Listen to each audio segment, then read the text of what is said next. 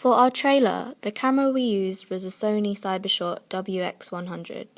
We thought this camera was appropriate because firstly, it belonged to a beginner, so there was no explicit time limit on the usage of the camera, so we could use it during and out of school hours.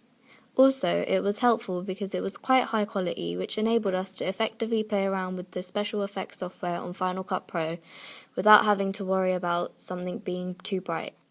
In order to film our variety of shots, we used a beginner's standard tripod to limit the shaking of the camera and help us move the camera in panning angles at ease.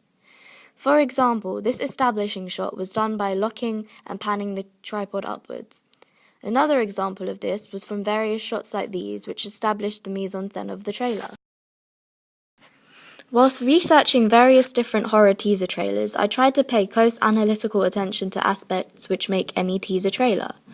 For example, possible idents and intertitles. To do this, I used various websites like YouTube to watch trailers. YouTube gave us basic access to the trailers we needed to research and download. We also used the website IMDb to research what companies distribute in horror and similar movies to what we wanted our storyline to be. And finally, Wikipedia to explain what we needed in a teaser trailer itself. Another website we used, which was crucial to our research, was the popular online survey website, SurveyMonkey, which was founded in 1999. We knew that we wanted to base our horror film in a forest. Therefore, we had to research similar horror movies with the location of a forest. We gained various inspirations from Cabin in the Woods, The Blair Witch Project, and The Phantom in the Woods. Editing-wise, the software we used to edit was called Final Cut Pro. This was difficult to use as first, as it had been over a year since we had actually used it. Before we added any kind of special effect, we trimmed all our shots down to size using the trimming tool. We had to use a variety of voiceovers to drown out wind that lashed against the camera whilst we were filming. After I finished all of this, we decided to sort out the lighting of the trailer. Typically, horror movies are set in the dark and require semi-dark lighting. However, we knew that it would prove difficult to film all our footage in one go, and it was unlikely to have the same lighting every day. Therefore, we challenged the convention of the darkness in a horror genre and filmed the trailer in the light. Later, we dimmed the lighting for the trailer using the color fix tool because we didn't want to ignore this convention completely, as the trailer would look quite amateurish. I knew this because after analysing The Woman in Black, there are many scenes in the teaser trailer which are filmed during the day. However, the lighting is still quite dull to give an eerie feel, which makes the trailer additionally creepy. Once this was done, we wanted to make our trailer flow more continuously. To succeed with this, we added a few slight transitions to the trailer to clean up the trailer, such as fades to colour and cross dissolve. This added tension and made our film more professional and realistic. We knew that our scariest moments had to last less than a second, so we saved our last and scariest scene for the end. This required not only special effects, but also the use of the keying tool. This is because we filmed the scene in a green screen.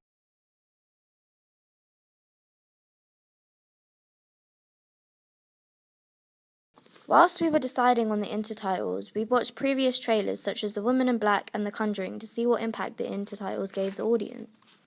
The intertitles were all quite dark and misty to give an interesting, spooky and mysterious feel to the trailer. They are often written in text which are quite crooked and dark, so I decided the intertitle text for our movie would be grainy and shaky to connote the risk and danger of the movie. It also gave the trailer quite a unique, sensitive feel. We knew that if we made our own ident, our trailer would be a lot more creative. Our group decided that our ident would be made in relation to our trailer. We called it Dark Forest Productions, so that it links to the conventions of a spooky forest. To do this, we had to find a green screen clip of a flock of birds online, YouTube. And then we used the keying tool to Photoshop the final product onto the forest background. We also tried to use a short, scary sound from the horror CDs provided to us by school. This would make it more effective, and we were also not using anything that was copyrighted. For the magazine cover, we used various websites to research previous magazine covers. Examples of these websites are Google Images, IMDb, and GamesRadar.com. One particular website and magazine brand caught our attention and gave us inspiration behind our cover. This was Empire magazine.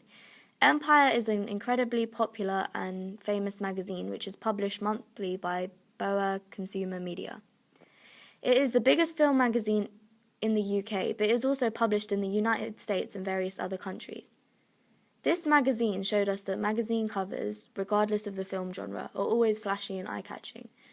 We thought that we would use a background to represent the horror genre, but we would make the primary images quite bright after taking inspiration from the magazine. To do this, we required many camera lights in the green room. Moreover, we decided to use the green room to take a picture of Aaron and Abina laughing. This is because we didn't want to base all our ancillary text around the movie. Instead, the magazine cover is based more around the actors with an exclusive interview. Finally, regarding the poster of our movie, we had to take research from different film posters. However, unlike the magazine cover, which was a lot more varied, we had to focus more on the horror genre. We had to find out the different conventions of a horror poster, but also the advertising requirements we needed on the poster. Furthermore, we decided that we would use a solo picture of Abina as our horror character.